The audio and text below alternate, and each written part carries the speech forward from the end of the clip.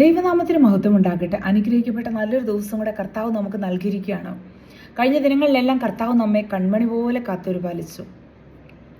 ഇന്ന് ദൈവത്തിൻ്റെ ആത്മാവിന് നമ്മളോട് എന്താണ് സംസാരിക്കാനുള്ളത് നമുക്ക് നോക്കാം. നമ്മളിന്ന് നോക്കുന്നത് 1 രാജാക്കന്മാർ 19-ാമത്തെ അധ്യായത്തിൽ ഏലിയാവ് എന്നൊരു പ്രവാചകനെ കുറിച്ച് പറഞ്ഞിട്ടുണ്ട്. ഏലിയാവ്, നമുക്കിതിന് മുമ്പുള്ള അധ്യായങ്ങളൊക്കെ നോക്കിയാൽ ഏലിയാവ് എന്ന പ്രവാചകൻ വളരെ ശക്തനായ ഒരു ആണെന്ന് നമുക്ക് കാണാം. വളരെ ധൈര്യശാലിയാണ്. അതായത് ബാലിൻ്റെ പ്രവാചകന്മാരെയെല്ലാം ഒറ്റയ്ക്ക് നിന്ന് നേരിട്ട വളരെ ധൈര്യശാലിയായ ഒരു പ്രവാചകനാണ് ഏലിയാവെന്ന് നമുക്ക് കാണാം. അത്ര ധൈര്യശാലിയായ വിഷയങ്ങളെല്ലാം വളരെ നന്നായിട്ട് നേരിട്ട് ഏലിയാവിൻ്റെ ജീവിതത്തിൽ പെട്ടെന്ന് എന്താ സംഭവിച്ചത്? 19-ാമത്തെ അധ്യായത്തിലേക്ക് നമ്മൾ നോക്കുമ്പോൾ പെട്ടെന്നൊരു മാറ്റം കാണാം ഈ ഏലിയാവിൻ്റെ ജീവിതത്തിൽ. എന്താ, ഒരു സ്ത്രീ, യെസബേൽ എന്ന ഒരു സ്ത്രീയുടെ വാക്കുമൂലം പെട്ടെന്ന് മനസ്സങ്ങ് ഇടിഞ്ഞു പോയിട്ട് ഒരു ചൂരച്ചിരിയുടെ കീഴിൽ പോയിരുന്നിട്ട് മരിപ്പാൻ ഇച്ഛിക്കുകയും മതി യഹോവൻ്റെ പ്രാണനെ എടുത്തു കൊള്ളണമേ എന്ന് പറയുന്ന ഒരു ഏലിയാവിനെ നമുക്ക് കാണാം. വളരെ ധൈര്യശാലിയായിരുന്ന ഏലിയാവ് ഒരു സ്ത്രീയുടെ വാക്കുമൂലം. ഇതിനു മുമ്പേ ഒത്തിരി പേരോട് ഒറ്റയ്ക്ക് നേരിട്ട് നിന്ന ആള് ഒരു സ്ത്രീയുടെ വാക്കുമൂലം പെട്ടെന്ന് തളർന്നുപോയി ചൂരച്ചിരിയുടെ നടുവിൽ തണലിൽ പോയിരുന്നിട്ട് എനിക്ക് മരിച്ചാൽ മതി എന്ന് ചിന്തിക്കുന്ന ഒരു അനുഭവത്തിലേക്ക് കടന്നു വരുന്നെങ്കിൽ ഇവിടെ അതുകൊണ്ടാണ് പറയുന്നത് ഏലിയാവ് നമുക്ക് സമസ്വഭാവമുള്ളൊരു മനുഷ്യനായിരുന്നെന്ന്. പലപ്പോഴും നമ്മുടെയൊക്കെ ജീവിതത്തിൽ ഇതുപോലെ നമ്മൾക്കെല്ലാം ചില സമയങ്ങളിൽ വളരെ ധൈര്യമാണെന്ന് പറയുകയും പലതിനെയും നേരിടാനുള്ള ധൈര്യമുണ്ട്, നമ്മൾ ദൈവത്തിൻ്റെ കൂടെ ഇരിക്കുകയാണെന്ന് പറയുകയും ചെയ്യുമെങ്കിലും ചിലപ്പോഴെല്ലാം ഇതുപോലുള്ള അനുഭവങ്ങൾ നമ്മുടെ ജീവിതത്തിലും കടന്നു വരാറുണ്ട്.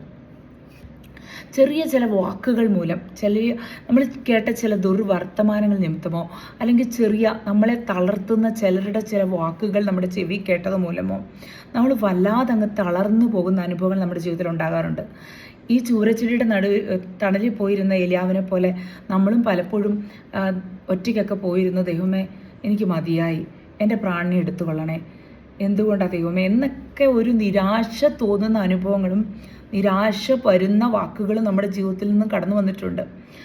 എന്തുകൊണ്ടാണ് അങ്ങനെ സംഭവിക്കുന്നത്? പലപ്പോഴും ചില വാക്കുകൾക്ക് ചിലരെ തളർത്തി കളയുവാനുള്ള ശക്തിയുണ്ട്. ഈ വാക്കിന് മുമ്പിൽ നമ്മൾ ചിലപ്പോൾ പതറിപ്പോകാനുള്ള സാധ്യതയുണ്ട്. പക്ഷേ ഇവിടെ നമ്മൾ നോക്കുകയാണെങ്കിൽ നമുക്ക് മനസ്സിലാകും, ഏലിയാവിനെ ദൈവം സ്നേഹിച്ചു.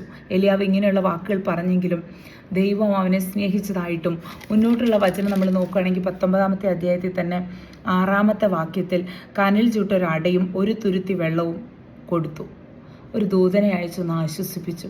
നമ്മളൊന്ന് ചിന്തിച്ച് നോക്കുകയാണെങ്കിൽ നമ്മുടെ എല്ലാം ജീവിതത്തിൽ ഇതുപോലെ നമ്മൾ നിരാശപ്പെട്ടും വല്ലാതെ വേദനപ്പെട്ടും ഒരു ചൂരച്ചെടിയുടെയൊക്കെ തണലിൽ പോയിരുന്നിട്ട് ദൈവമേ മതി യഹോവേ, മതി കർത്താവേ, എനിക്ക് മതിയായി, ഞാൻ ദൈവത്തിന് വേണ്ടിയൊക്കെ നിന്നിട്ടും എൻ്റെ ജീവിതത്തിൽ ഇതുപോലൊരു നിരാശ, ദൈവം ഓരോരുത്തരെന്നെക്കുറിച്ച് പറയുന്ന വാക്കുകൾ എന്നെ വേദനിപ്പിക്കുന്നു, അല്ലെങ്കിൽ ഞാൻ കേട്ട ഈ വർത്തമാനങ്ങൾ എനിക്ക് സഹിക്കാൻ കഴിയുന്നതല്ല, അല്ലെങ്കിൽ എൻ്റെ ചെവി കേട്ട ഈ ഒരു റിപ്പോർട്ട്, അല്ലെങ്കിൽ എനിക്ക് വരുന്ന ഈ ഒരു വേദന എനിക്ക് ഒട്ടും പറ്റുന്നില്ല ദൈവമേ എന്ന് നിരാശപ്പെട്ട് ഒരു ചൂരച്ചെടി തണൽ പോയിരുന്ന കർത്താവെ മതി യഹോവേ, എൻ്റെ പ്രാണനെ എടുത്തുകൊള്ളണേ എന്ന് പറയുന്ന ഈ ഏലിയാവിനെ പോലെ നമ്മളും പറഞ്ഞുകൊണ്ടിരിക്കുന്ന അനുഭവം ഉണ്ടെങ്കിൽ, ആരെങ്കിലും ഈ വചനം കേട്ടുകൊണ്ടിരിക്കുന്ന ആരെങ്കിലും അങ്ങനെയുള്ളൊരു അനുഭവത്തിലൂടെ കടന്നു പോകുന്നതെങ്കിൽ, മുമ്പേ എല്ലാം ദൈവത്തിന് വേണ്ടി നിന്ന വ്യക്തികളാണ്, പക്ഷേ പ്രത്യേക ഒരു സാഹചര്യത്തിന് മുന്നിൽ ദൈവത്തോട് പറയുക, ദൈവമേ മതി യഹോവേ, ഇനി എനിക്ക് മുന്നോട്ട് പോകണ്ടെന്ന്.